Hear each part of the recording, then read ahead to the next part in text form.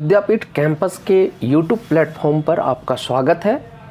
आज हम डिस्कस करेंगे पॉलिटी के वैसे क्वेश्चंस जो एग्ज़ाम में डायरेक्ट हूबहू पूछे जाते हैं और इनसे रिलेटेड कॉन्सेप्ट्स जिससे और भी क्वेश्चंस बनते हैं। ये यूजफुल होगा आपके 69th बीपीएससी पीटी के लिए, बिहार दरोगा के लिए और बीपीएससी शिक्षक भर्ती परीक्षा के लिए। पॉलिटी के प्रश्नों पे चर्चा करते हैं। भारत के वरीयता क्रम में निम्नलिखित में से कौन आता है? यूपीएससी का अध्यक्ष, मुख्य चुनाव आयुक्त, नियंत्रक एवं महालेखा परीक्षक, उच्च न्यायालय का मुख्य न्यायाधीश। तो इस प्रश्न का उत्तर ई होगा, क्योंकि 26 जुलाई 1989 को एक केंद्र सरकार की तरफ से अधिसूचना जारी की गई थी। उस अधिसूचना में ये बताया गया था कि राज्य और केंद्र सरकारों के पदाधिकारियों की रैंक क्या होगी। उसमें संघ लोक सेवा आयोग के अध्यक्ष मतलब यूपीएससी के अध्यक्ष, मुख्य चुनाव आयुक्त, चीफ इलेक्शन कमीशन, नियंत्रक एवं महालेखा परीक्षक कैग, ये सभी वरीयता क्रम में समान होंगे। तो ये सभी तो समान हैं। और उच्च न्यायालय के मुख्य न्यायाधीश, हाई कोर्ट के चीफ जस्टिस की बात करें तो वो न्यायिक क्षेत्र में 14वें स्थान पे और ओवरऑल 17वें स्थान पे आते हैं। यहाँ पर ध्यान देने वाली बात यह है कि एग्जामिनेशन में कभी कभी सुप्रीम कोर्ट के चीफ जस्टिस की चर्चा कर दी जाती है। और इस प्रश्न में जो कि बीपीएससी ने 65वीं बीपीएससी प्री में पूछा था, उसमें हाई कोर्ट के चीफ जस्टिस की चर्चा किया था।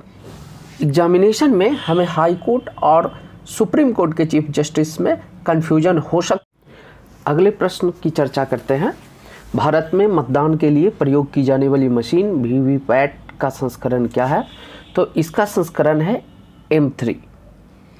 प्रेजेंट में निर्वाचन आयोग द्वारा M3 वर्जन यूज हो रहा है।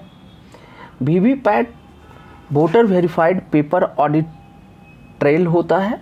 Voter verified paper audit trail पारदर्शी व्यवस्था की आधिकारिक पुष्टि के लिए निर्वाचन आयोग द्वारा यूज होता है वीवीपैट। और निर्वाचन आयोग एक स्वतंत्र निकाय है जिसकी चर्चा आर्टिकल 324 में की गई है। अगले प्रश्न की चर्चा करते हैं। पिछड़ी जाति आयोग के प्रथम सभापति कौन थे? तो पिछड़ी आयोग के प्रथम सभापति काका साहेब कालेलकर थे। 1953 में 29 जनवरी को राष्ट्रपति के आदेश पर पहली बार अखिल भारतीय पिछड़ी जाति आयोग का गठन किया गया था, जिसका आर्टिकल 340 में जिक्र किया गया है। B.R. अम्बेडकर जो कि प्रारूप समिति के अध्यक्ष थे, और जगजीवन राम बिहार से आते हैं और इन्हें बाबूजी के नाम से भी जाना जाता है। अगले प्रश्न की तरफ बढ़ते हैं।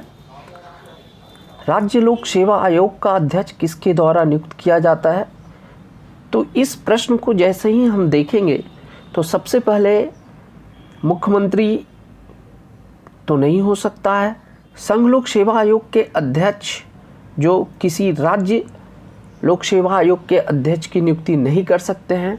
तो हमारा कन्फ्यूजन राष्ट्रपति और राज्यपाल के बीच में आएगा। राष्ट्रपति और राज्यपाल दोनों में कन्फ्यूजन हो सकता है आपका, लेकिन किसी भी राज्य के लोक सेवा आयोग के अध्यक्ष की नियुक्ति राज्यपाल के द्वारा किया जाता है। नियुक्ति तो राज्यपाल के द्वारा किया जाता है, लेकिन बर्खास्तगी राष्ट्रपति के द्वारा किया जाता है। ये बात ध्यान रखिएगा कि नियुक्ति राज्यपाल के द्वारा किया जाता है, लेकिन बर्खास्तगी राष्ट्रपति के द्वारा किया जाता है। और जो आधार होता है वो वही होता है बर्खास्तगी का, जो संघ लोक सेवा आयोग के अध्यक्ष और सदस्यों को हटाने का आधार होता है। अनुच्छेद 315 से 323 के बीच में राज्य लोक सेवा आयोग के शक्ति, स्वतंत्रता, सदस्यों की नियुक्ति एवं बर्खास्तगी आदि का उल्लेख मिलता है। अगले प्रश्न की चर्चा करते हैं।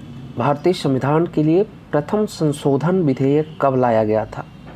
तो प्रथम संशोधन विधेयक 1951 में आया था।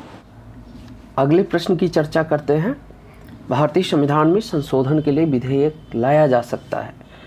तो भारतीय संविधान में संशोधन के लिए विधेयक या तो लोकसभा में या राज्यसभा में, किसी भी सदन में लाया जा सकता है। अनुच्छेद 368 के तहत वर्णित है भारतीय संविधान में संशोधन विधेयक। राज्यसभा कभी भंग नहीं होती। जो धन विधेयक होता है वो पहले लोकसभा में पेश किया जाता है। तो इन बातों को ध्यान रखिएगा।